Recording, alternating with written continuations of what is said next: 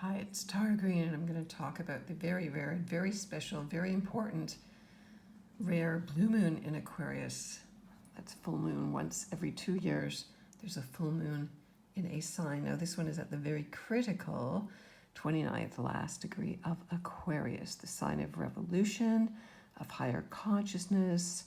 It's a fixed sign, a fixed air sign. It's all about, we've all been concerned with breathing, and Aquarius as an air sign rules that. Now, it is the sign of freedom, of working together, and raising the conscious awareness. Okay, now, because Aquarius, this is the dawning of the age of Aquarius and its connection to the fifth dimension, who sang that song in the 60s, and it has to do with the fifth chakra. The blue, the color blue, has to do with the fifth chakra, which is the throat. So we're going to do some sound healing.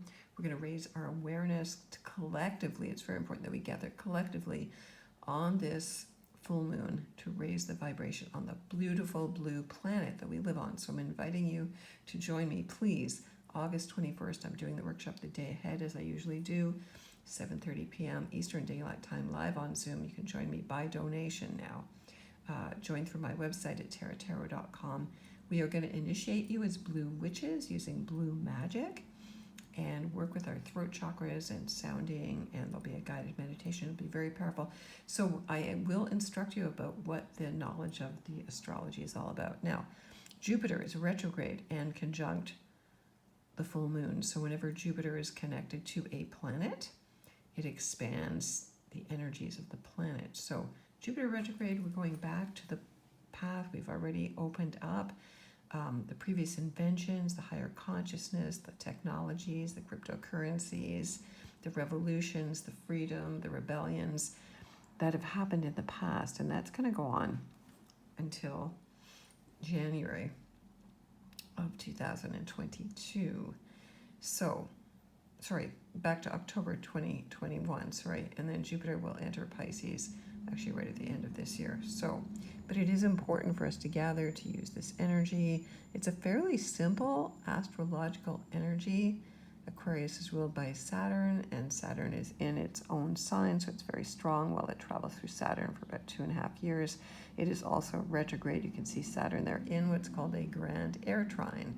Saturn, you can see, has a blue line, positive line, a trine, a 120-degree angle to the North Node. The North Node is 7 degrees of Gemini, and to Ceres, the Great Mother. So this is about honoring the Earth, the consciousness of the Earth. It's Gemini. Again, Gemini rules the lungs. It's about us breathing freely.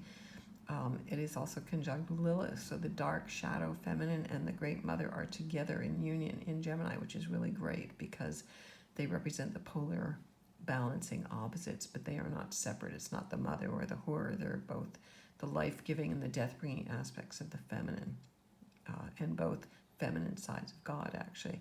And then the trine from the North Node, which is our highest spiritual goal, what we're evolving towards, 7 degrees of Gemini, trines Venus in Libra, also in her own sign. So Venus in her own sign, 7 degrees of Libra in the first house here of this chart. This is set to Washington, D.C., but, it would be different, of course, in a different location. So 7 degrees of Libra, it's all about balance and justice and karma at this point, which Saturn also represents. So this is a very important turning point, and these planets, Venus, the planet of love, beauty, harmony, the arts, women, the inner feminine, and Saturn, the patriarchy, the demolishment of the old patriarchal rule of Capricorn, and the new invention, the new pioneering invention in Aquarius, or the higher ideal.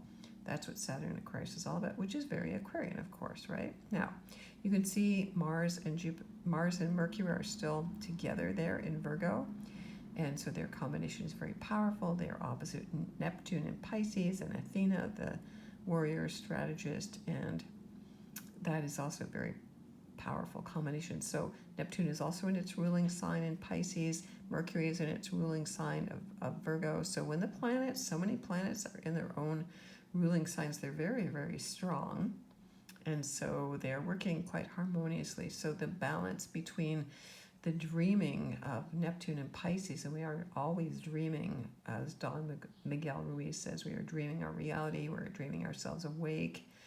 So the waking dream which would be also kind of Mercury and Mars and Virgo, the reality check opposite the illusion, the delusion, the projections of Neptune and Pisces, the fake news. Mercury gets down to the details, does its research, puts on its glasses and double checks everything for accuracy. So this is the reality check here, which Saturn also represents, and Mars in Virgo. So a passion for the details and for our health, for boosting our own immune system so that we're strong, for food, for harvesting. There is likely food shortages coming, so getting ready for the winter. Again, I'm up here in the northern hemisphere. So again, the sun at the 29th degree of Leo, the most powerful degree of Leo. So the sun has moved through each degree of Leo. Excuse me. The sun rules Leo, so the sun is really at the brightest, most powerful degree there is, and conjunct to the fixed star Regulus, which was traditionally the star of the lion's heart, which is now moved to 0 degrees Virgo. So it is still conjunct to that royal star, also known as the Archangel Regulus. So the Archangel Regulus presides over the star of the heart, presides over this lunation here.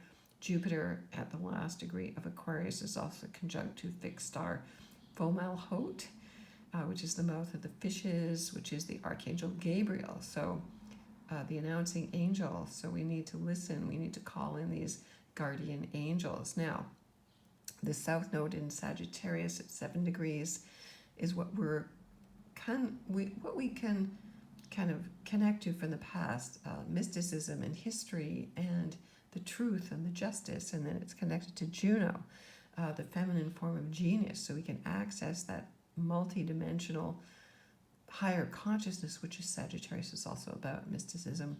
And so that south node is also connected, and Juno connected to also another archangel, the archangel fixed star Antares, the rival of Mars. That's Angel Uriel, who presides over animals, and that's a Sagittarius thing as well.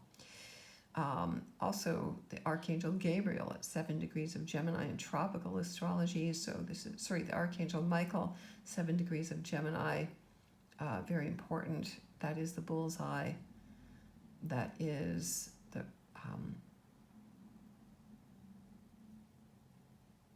Archangel Michael, yes, so the one with the flaming sword. So we want to call Michael in as well. So all of the 4 archangel stars are royal stars, royal Persian stars, are really strongly in effect. And then Uranus, the modern ruler of Aquarius, is in Taurus, also retrograde.